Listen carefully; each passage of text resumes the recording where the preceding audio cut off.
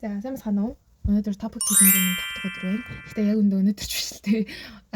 Өчигдөр байсан. Тэгээ өчигдөр би ягаад ч юм бичлэгээ хийж ядаагүй тийм болохоор нөхөж оруулж байна. Гэхдээ миний хийсэн зүйлүүд бол яг өчигдөр шүү заяа.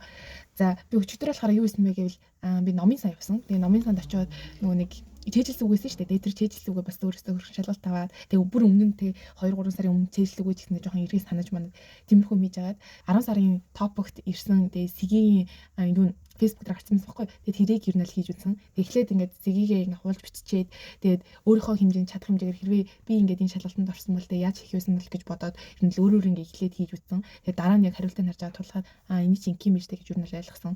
Би өмнө нь болохоор сэгийг ихтэй амар хэцүү юм чинь бодсон байсан байхгүй. Угаасаа л сэгийг амар хэцүү. Тэгээд бүр амар тэг мундаг хүмүүс нь л яг хийдэг гэж бодсон.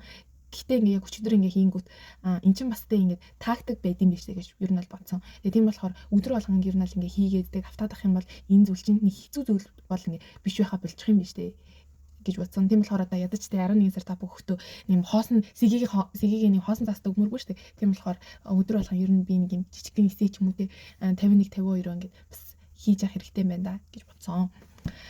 Тэгээ мэдээч айгүй хэцүү байсан. Гэтэ ер нь аль заримын тактикийг болгоо заримыг ингээд хичээгээд ингэх юм бол ер нь л бас энэ оног авч болох юм байна гэж бодсон. Тийм өнөөдөр миний ингээд сэгийн юу энэ байна. Тэгэл эхлээд өөрөө хийгээл тэгэл дараа нь би нөгөө нэг өөрийнхөө хийсний хандагаар хийсний ерөөс арилгааг байгаа. Дараа нь тэг эзэн нэг өдөр харахад тэ би ийм биш ч гэж харъя гэж бодсон. Солонгослтой зарцуулсан цаг болохоор энэ байна.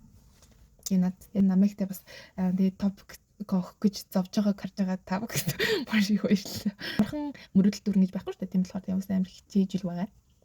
За баярлалаа.